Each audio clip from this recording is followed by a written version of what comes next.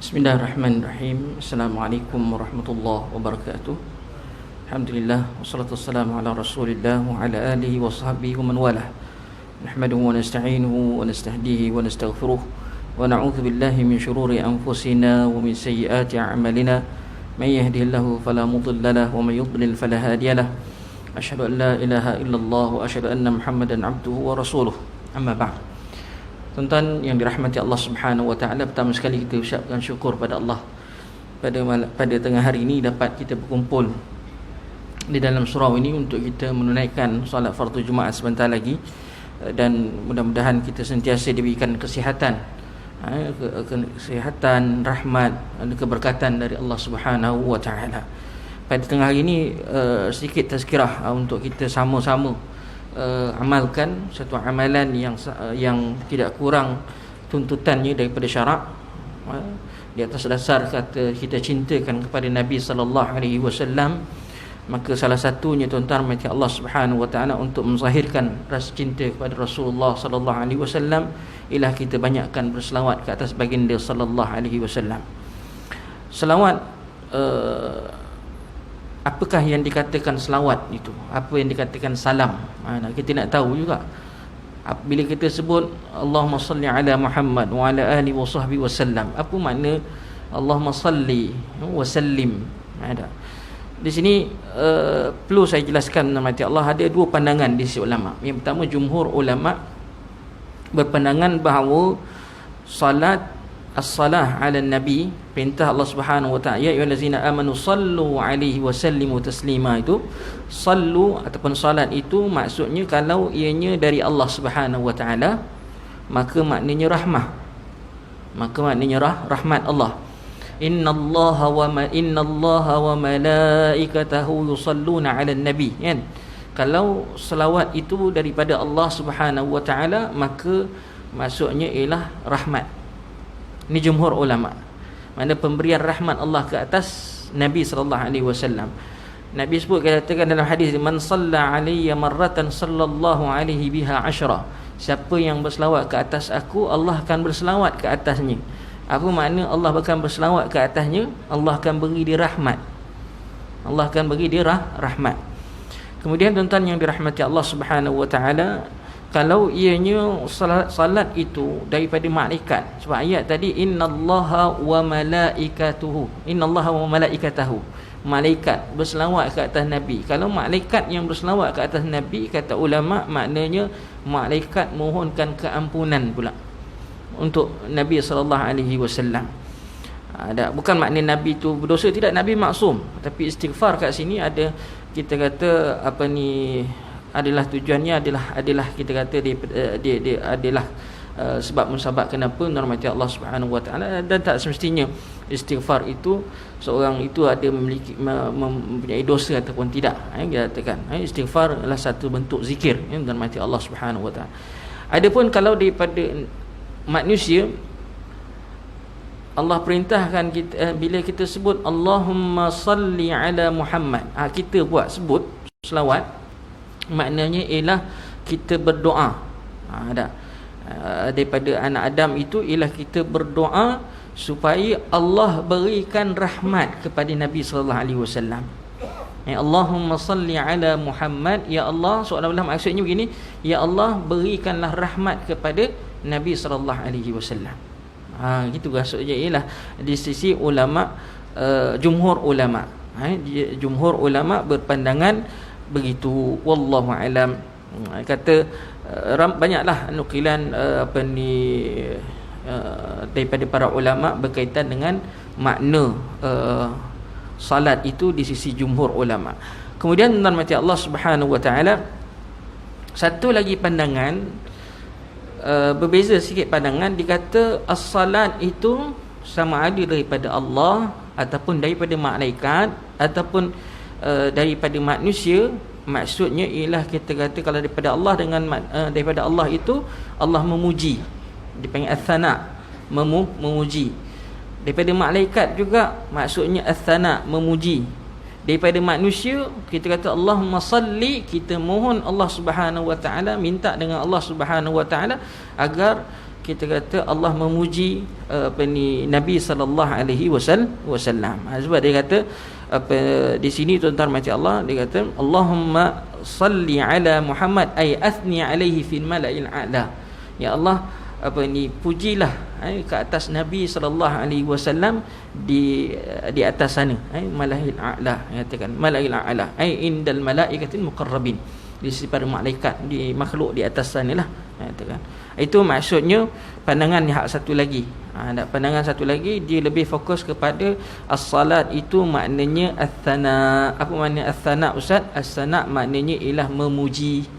Memuji. Tapi bagi manusia, dia tetap maksudnya berdoa, tapi berdoa minta Allah bagi pujian ke atas Nabi SAW.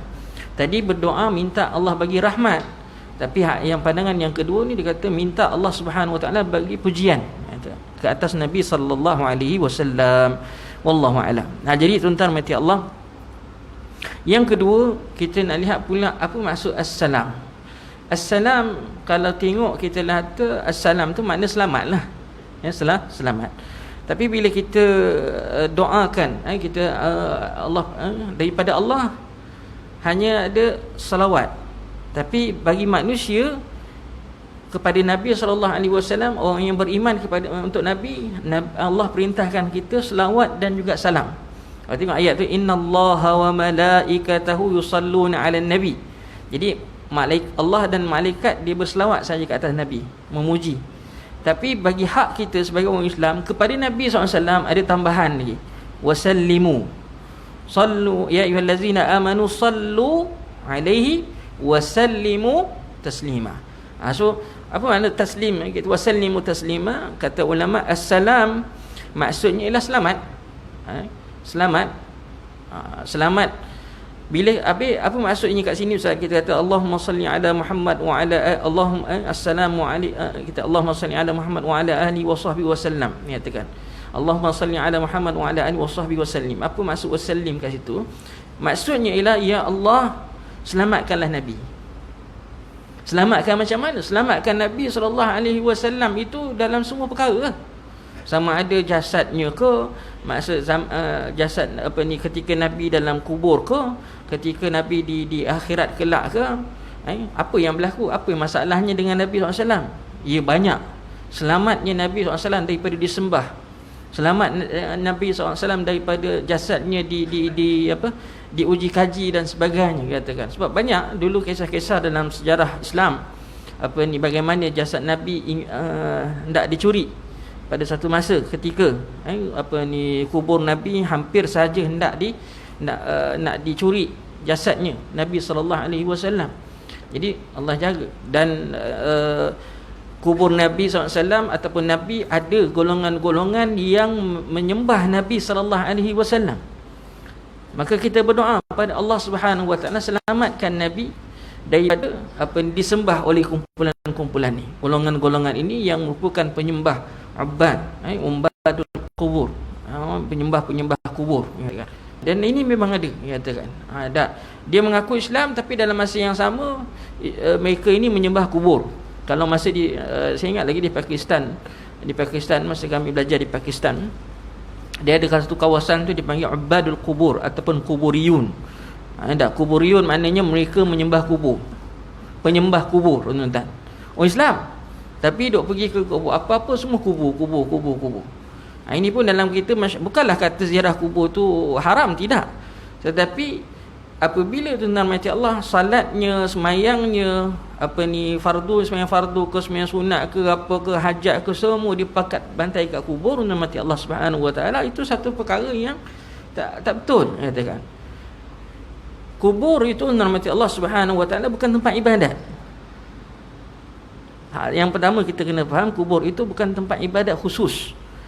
Ya, kita dibenarkan untuk berdoa untuk memohon doa seperti mana yang warid bila masuk kubur, kita doa minta Allah Subhanahu Wa Taala kita selamatkan, minta selamat kepada ahli kubur, kita bagi salam kata kubur, doakan Allah ampunkan dosa dia. Seperti mana ketika jenazah nak dikuburkan, Nabi kata is'alu lahum al-maghfirah fa innahu al-ana yus'al. Mohonlah keampunan dengan Allah kerana orang ni dalam kubur sedang akan ditanya sebentar lagi. Jadi itu sahaja kita buat. Dan solat jenazah dibenarkan. Kalau kita terlewat katakan orang dah habis dah ke bumi, kita boleh pergi ke kubur dan dibenarkan. Ada pun untuk solat di situ, solat sunatnya dekat kubur, sebab kubur bukan tempat ibadah. Nabi SAW kata la taj'al buyutakum kubura. Jangan kamu jadikan rumah kamu sebagai kubur. Maksudnya apa? Dulu ada keluar satu artikel 18 tahun hidup dalam kubur. Lamanya katakan kita pun wah tajuk je, baca tajuk je. Macam mana orang hidup dalam kubur 18 tahun tuan-tuan? Baca dalam baru tahu. Kisah sebenar ialah tak pernah langsung ada ibadah apa pun dilakukan kat rumah. Baca Qurannya, semayang sunatnya apa, tak ada langsung. Rupa itu yang dimasukkan duduk dalam rumah yang tidak ada ibadat apa-apa ibadat dalam rumah. Umpama duduk dalam kubur.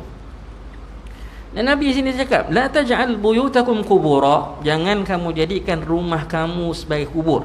Sebab itu bila kita solat fardu di masjid, betul alhamdulillah, jadikan Nabi arahkan kita ij'al, maknanya jadikan sebahagian salat kamu itu di rumah. Maknanya bukan fardu tapi sunat. Solat sunat itu tentang mati Allah, jadikannya sebahagiannya di rumah. Jadikan di rumah pun tentang mati Allah kena hidupkan ibadat itu, katakan. Baca Qurannya dan sebagainya, katakan. Ada. Wallahu a'lam. Itu maksud la taj'al buyutakum. Jadi di situ menunjukkan bahawa kubur bukan tempat ibadat pada asal. Hanya dibenarkan untuk perkara-perkara yang tertentu saja. Itu pun seperti mana yang disebutkan dalam hadis Nabi sallallahu alaihi wasallam. Wallahu a'lam. Jadi tuan-tuan mati Allah Subhanahu wa taala, selawat ke atas Nabi dan salam alhamdulillah kita dah tahu. Kita hari Jumaat ada terdapat tuan-tuan mati Allah waktu-waktu yang kita dituntut untuk memperbanyakkan selawat. Bila antaranya tuan-tuan mati Allah, yang pertama sekali semua tahu katakan dalam salat kita lah, dalam salat kita disunatkan, bahkan salah satu rukun dalam salat, kita kena selawat ke atas Nabi sallallahu alaihi wasallam pada tasyahud akhir itu, maka wajib rukun, tak buat ni. Dan selawat ini tuan-tuan mati Allah Subhanahu wa taala kita lakukan alhamdulillah. Setiap kali salat kita akan berselawat, kita berselawat ke atas Nabi sallallahu alaihi wasallam. Paling tidak satu hari tuan-tuan mati Allah, kalau kita kata kita ada 17 rakaat satu hari, maknanya kita katakan berapa kali? 2, 4, 6, 8, 9 kali kita berselawat ke atas Nabi sallallahu alaihi wasallam. Itu yang pertama, itu ketika dalam solat. Dan dalam solat ni kita tak boleh ubah. Sekarang ni macam-macam selawat syifa lah, selawat tafrijiyah lah, selawat ni lah, selawat ni lah, selawat ni. Kalau kita ditanya apa dia selawat yang paling afdal sekali, tidak ada salat yang lebih afdal daripada selawat yang Nabi sendiri ajar pada kita. Apa yang Nabi ajar? Selawat apa yang Nabi ajar pada kita? Apa yang Nabi ajar pada kita? Selawat yang Nabi ajar pada kita, yang kita baca dalam sembahyang tu. Yang kita baca sahabat Nabi bila Rasulullah kata makna arahkan supaya baca selawat dekat dalam salat ke, pada ketika tasyahud akhir tu, katakan sahabat tanya kepada Rasulullah, ya Rasulullah, kaifa nusalli alaik? Macam mana kami nak berselawat ke atas kamu ya Rasulullah dalam salat ni, macam mana? Maka Nabi ajar, qulu Allahumma salli ala Muhammad wa ala ali Muhammad kama sallaita ala Ibrahim wa ala ali Ibrahim innaka Hamidum Majid. Allahumma barik ala Muhammad wa ala ali Muhammad kama barakta ala ali Ibrahim innaka Hamidum Majid. Dia banyak lafaz. Hak yang kita baca tu biasalah katakan. Tak? Istilahnya yang kita kita ada, Allahumma salli ala Muhammad wa ala ali Muhammad kama sallaita ala Ibrahim wa ala Ibrahim wa barik ala Muhammad, Allahumma barik ala Muhammad wa ala ali Muhammad kama barakta ala Ibrahim wa ala ali Ibrahim fil alamin innaka Hamidum Majid. Persoalan lain kata orang tanya, ustaz nak letak Sayyidinah ke tak Sayyidinah, itu terpulang ada khilaf di sisi ulama.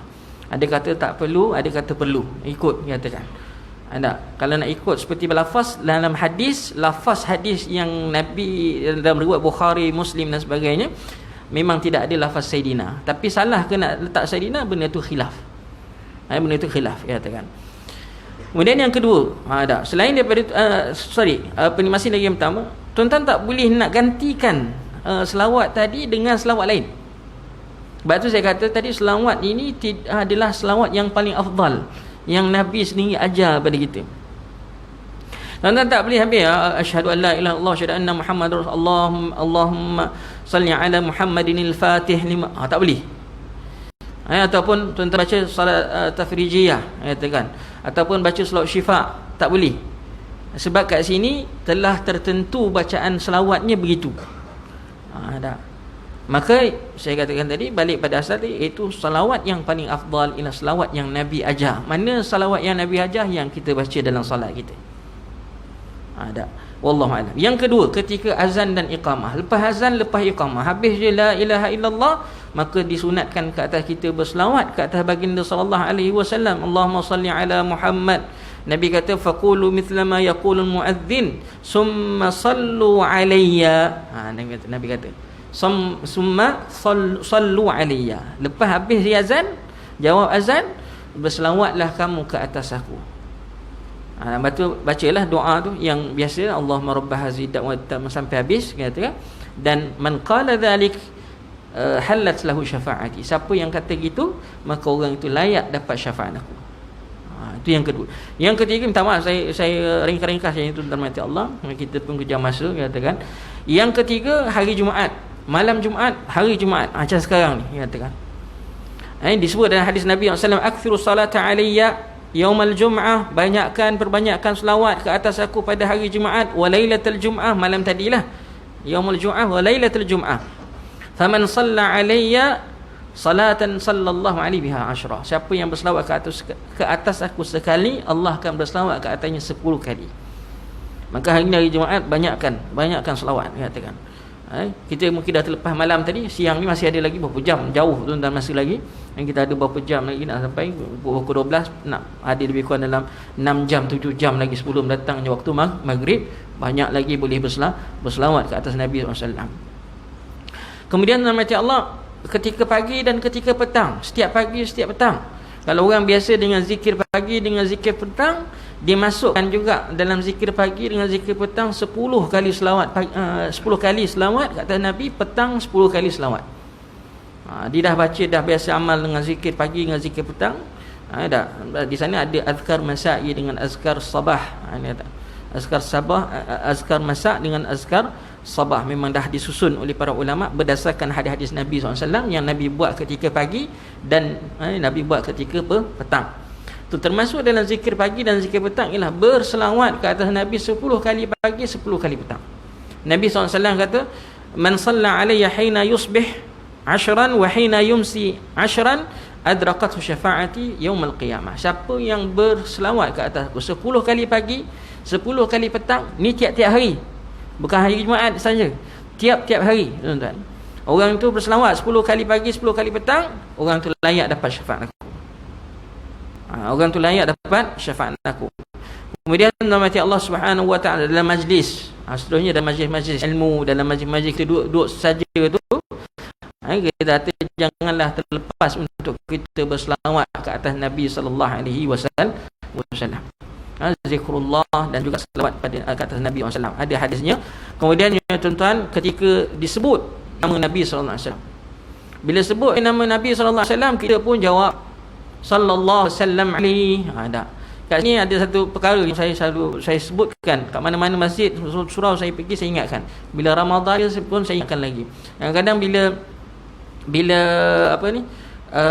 kalau contohnya kita kata pada bulan Ramadan, Bilal akan sebut Allahumma salli ala Muhammad. Setengah-setengah surau, alhamdulillah surau ni kita dah selalu sebut, mungkin dah tak ada lah. Setengah-setengah surau makmum akan sebut sallu alaihi. Kat situ masalah. Bilal sebut ya Allah, selawat ke atas, ya Allah berikanlah aku mohon padamu agar kau sentiasa memuji kepada Nabi sallallahu alaihi wasallam. Lepas tu patutnya makmum ni dia jawab sallallahu wasallam alaihi, tetapi dia suruh balik Bilal selawat. Sallu alaihi maknanya, hey Bilal, kau kena selawat ke atas Nabi. Betul tak betul? Salah lah tak dia katakan. Tapi itu yang berlaku dalam masyarakat kita. Tak apalah sebab tak tahu bahasa Arab. Tapi kalau saya macam saya tahu bahasa Arab, saya rasa apa ke hal benda ni kena tegur, benda ni kena kentur kan. Jadi sebenarnya makmum kalau ikut dalam lafaz bacaan salat tarawih tu, sallu alaihi itu disebut oleh Bilal. Allahumma salli ala Muhammad sallu alaihi, barulah makmum jawab sallallahu wasallam alaihi. Ada setengah-setengah tempat tak, Allahumma salli ala Muhammad, Bilal sebut, makmum kata sallu alaihi. Makmum yang suruh Bilal baik selawat. Bukan dia nak sambut selawat tu. Itu satu benda yang mungkin kita kata kena perbaiki jika berlaku dekat tempat-tempat kita. Dekat surau kita ni pun mungkin ada daripada surau-surau yang lain, mungkin boleh sama-sama sampaikan tentang mati Allah. Dan seterusnya tentang mati Allah ketika berdoa. Setiap kali doa dimulakan dengan selawat dan juga dimulakan dengan puji-pujian ke atas Allah Subhanahu Wa Taala, kemudian selawat ke atas Nabi sallallahu alaihi wasallam. Iza shalla ahadukum falyabda bitahmidillah thumma thana alaihi thumma thana'i alaihi thumma liyusalli ala Nabi sallallahu alaihi wasallam. Apabila seorang itu berdoa, maka mulakan dengan puji-pujian. Memuji Allah Subhanahu Wa Taala, mengucapkan syukur pada Allah Subhanahu Wa Taala dan berselawat ke atas Nabi. Berselawat ke atas Nabi, kemudian barulah kita doa apa yang kita nak. Wallahu a'lam. Jadi kat situ je kita dapat nanti insya-Allah kalau ada rezeki masa kita akan sambung lagi tuan-tuan mati Allah. Jadi sedikit yang dapat dikongsikan, moga dapat bagi manfaat. Jazakumullah khair. Subhanakallahumma bihamdika asyhadu an la ilaha illa anta wa astaghfiruka wa atubu ilaik. Assalamualaikum warahmatullahi wabarakatuh.